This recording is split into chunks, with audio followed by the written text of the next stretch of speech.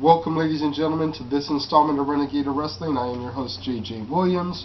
Happy Monday, everyone. First of all, let me apologize again for not having brought you a show on Friday. I was feeling under the weather. As I filmed this, I still am feeling a little bit under the weather, but a lot better than I was when I was needing to film for Friday's show. I'm going to jump right into things. I've got a decent variety of questions here from Facebook and YouTube. No Twitter ones this time. But Philip Evans from Facebook wants to know, what 10 wrestlers from Battleground Pro Wrestling would I bring into either TNA or WWE? And this was a lot harder than you may think of a question for me to answer, because truth be told, there isn't a bad performer in Battleground right now. There are some that I think that are a little bit more ready than others, but there isn't a bad performer in the company. But the 10 people that I have chosen, and if I leave your name out, it is no disrespect to you as a performer at Battleground. I just happen to think personally these guys are a little bit more ready than you are. Number 1 draft pick, Mikey O'Shea. Number 2 and 3, respectively, the tag team of the Suburban Commandos. Numbers 4 and 5, respectively, the brothers Therevko, Alexis and Sasha. Numbers 6 and 7, respectively, the Working Dead, Chris Cadillac and B-Boy. Number 8, Ray Rosas. Number 9, Sam Knight. And number 10, Top Shelf, Jeremy Yeager.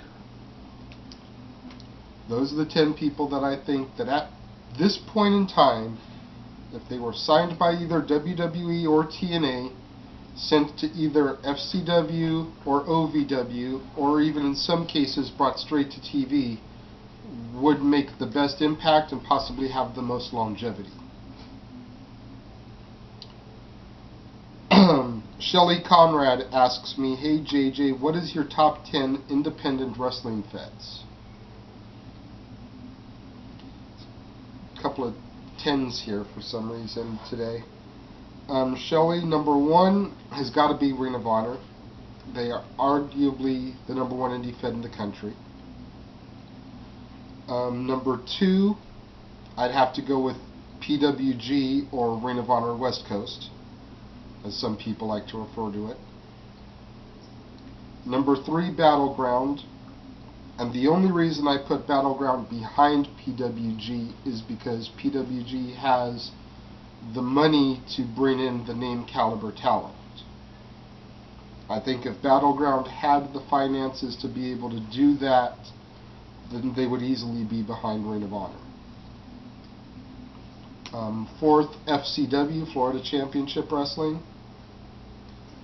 5th, the former NWA Hollywood, now Championship Wrestling from Hollywood. 6th, Mach 1 Wrestling. 7th, the EWF. 8th, Dragon Gate. 9th, IWA Mid-South. And 10th, AWS, the Alternative Wrestling Show. Those are my top 10 indie feds. Yes, there's quite a few SoCal feds in there, but what do you expect? That's where I live. That's where I go to indie feds. I don't get to go to places like Ring of Honor, FCW, Dragon Gate, IWA Mid-South. But, you know, from a research standpoint, it's hard to not have those in your list, the product that you see on either television or DVDs. Ricky Lawson, hey JJ, who has been your breakout star of the year so far? And I originally responded to his question on Facebook and asking, you know, what do you mean, independent, mainstream companies? And he said all of them. So, for the independents, my breakout star of the year, again, SoCal talent, because that's where I go and do most of my indie wrestling. Top Shelf Jeremy Yeager. He's had a fantastic year, became the Ring Warrior champion at the beginning of the year, had a nice run with it, in Battleground, took on all comers. For the WWE, Damian Sandow has by far been the breakout star of the year. So much so that Statboy went dressed as him for Halloween. He's made that much of an impression on fans. Whether you like him or you hate him, he's made an instant impression, and he's really good in the ring. And in TNA, Austin Aries. There is no denying that that man has had a banner year. Started off the year as the X Division champion, surrendered the title at Destination X, became world champion, carried it all the way into October where he lost it to Jeff Hardy, and he's still in the main event picture feuding with Jeff Hardy as we speak. There's no doubt that Austin Aries has been TNA's star of the year. And if they give it to anybody else, it's going to be a complete crock of shit when the year-end awards come. Austin Aries has been the star of TNA. Again, like him or hate him, he has been their breakout star. Over on YouTube, NEFF Myvia. Do you think CM Punk versus Daniel Bryan will be the next great WWE feud in the coming years? Absolutely. It was a great feud on the indie scene, and it'll translate into a great feud in WWE, provided that WWE lets them do their thing. And that doesn't mean unleash, the onslaught of maneuvers that they haven't done yet in WWE. I'm not talking about breaking out Pepsi plunges and cattle mutilations, but just let them have control over the rivalry and feud. Let them have their hands in the cookie jar a little bit and stir in that pot about how they feel would be the best way to move it along. And it very easily could become the next Michaels Hart, Austin McMahon, Hunter Rock for the WWE.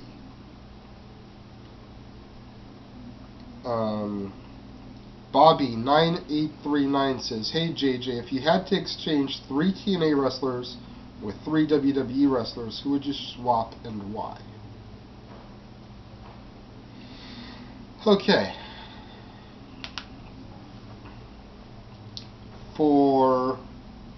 To leave TNA to send back to WWE, I would get Kurt Angle, Mickie James, and Victoria, Tara. Send them back to WWE. Because let's all be real, with Beth having been fired, her contract expired. With her having been fired, all that really leaves as far as divas that can carry their weight in the ring is Natty and Tamina. Eve to a certain extent with her mixed martial arts training. That divas division needs a serious kick in the ass, and Mickie and Victoria could definitely do that. To move from the WWE over to TNA, if you're going to move an Olympic gold medalist and someone with the name caliber of Kurt Angle, you need to move somebody with that caliber from WWE over. And I think it should be more than obvious, because the WWE fans haven't wanted to see you for a while. Send John Cena over to TNA. And this one isn't going to be popular either. I'm going to send Randy Orton over to TNA.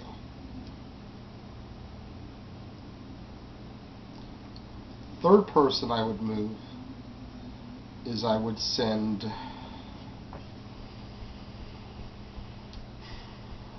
We're bringing 2 divas over, so we got to give them at least 1 diva.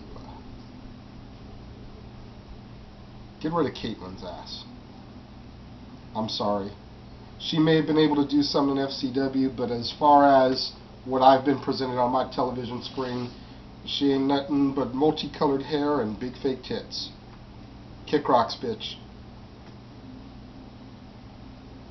And the reason I'm sending Orton and Cena is because I think that would be the kick in the ass that TNA needs to seriously be able to compete with WWE without WWE floundering.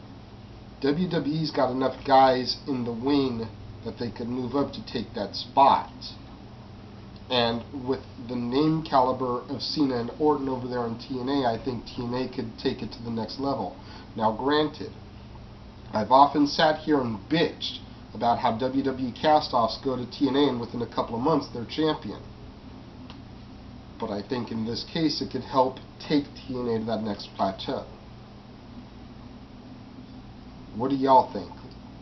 Leave it in the comment box, give me video responses. Which three would you swap over? Nappy 1987, what is your favorite WrestleMania match without gimmicks? Very easy. WrestleMania 10, Curtain Jerk, Brett versus Owen. Very easy for me. And the last question for today, Big D 37100. What are your thoughts on the NHL lockout? It has happened now in 3 of the 4 major sports. Do you feel it is the players being greedy or the NHL not wanting to pay them? Do you think they will play at all this season?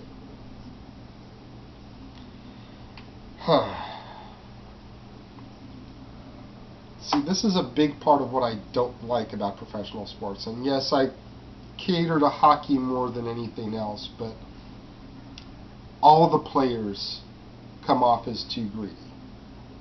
Whatever happened to the day of playing for the love of the sport, as opposed to trying to play for a career? You know, when we're growing up and we're little kids, you know, and we get our buddies together and go outside and play some two-hand touch or whatever, we're playing because we love to play football. You know, when we get all the kids in our neighborhood together and go to the dirt lot behind the church or whatever, or to the school grounds and start playing some baseball, we're playing because we love to play baseball. You know, if you live in those cold communities and you just wait for the pond to freeze up so that you can get out there on the ice and start shooting around the puck, you're playing because you love to play hockey. You know, I hate the way professional sports turns that into greed. And do I think that we're going to get a season at all at this pace? No. I think it's a combination of both. I think the players want too much and the owners of the league want to pay too little. You know, and they need to find that happy middle ground. That's what these debates are all about in negotiations, is finding a happy medium. But once that happy medium is found, they need to stick to that and not freaking have another one of these come along in another 2 to 3 years. That's some bullshit. You know, I've said for the longest time, you know, with the economy being in the state that it's in, let's fucking take away every professional athlete's paycheck for a year. All that money that gets saved having to pay out to the players and put that back into the country and the government. And maybe you'll teach these players a little bit of respect, to be thankful for what they get. You know, because they wouldn't get a penny all year long. At least as far as from the league goes. If you got endorsement deals, you know, Nike, Gatorade, whatever, yeah, you're going to still get that paper. But as far as the leagues paying the players, 1 full year, nothing. No baseball paychecks, so, you know, A-Rod ain't going to get his millions of dollars. You know, Tony Romo or Tebow ain't going to get their millions of dollars. Kobe and LeBron ain't going to get their millions of dollars. And then, you know, Brown and Kopitar and the other stars of the NHL not get their millions of dollars. 1 whole year. The economy would come back up into a positive instead of being negative. The players would learn to be thankful what they fucking get and not get all fucking greedy. It'd be a beautiful thing. Again, what do y'all think? Leave your thoughts in the comment boxes, post video responses. Let me know if I'm completely out of line, because y'all like to do that anyways. Make sure you get your asses out there tomorrow, Tuesday. Vote. I ain't going to sit here and try and preach about who you should vote for or what you should vote for. That's your decision as grown people to come to. If you want to vote Romney, vote Romney. If you want to vote Obama, vote Obama. Just make sure you get out there and vote, because the one thing I hate more than anybody is people that don't go out there and make their voices heard and then want to sit back and bitch about the way the government is being ran. If you don't have enough to get out there and vote, then I don't want to hear your fucking mouth. Period. Also be on the lookout come Thursday for this week's Chicks on Wrestling. Girls have been doing a lot of homework. I've been tweeting about it. On the Montreal Screwjob. This Friday marks 15 years since that infamous incident occurred, and on Thursday's Chicks on Wrestling, one day before the anniversary of it, Jade and Pinky are going to be sitting here giving their thoughts on everything. It should be a really, really good, in-depth show. Of course, tomorrow in the pink, Wednesday Stat Boy. I'll be back on Friday, hopefully with another round of questions from y'all. Until then, thank you for watching, and we will see you next time right here at the Casa D18 Studios.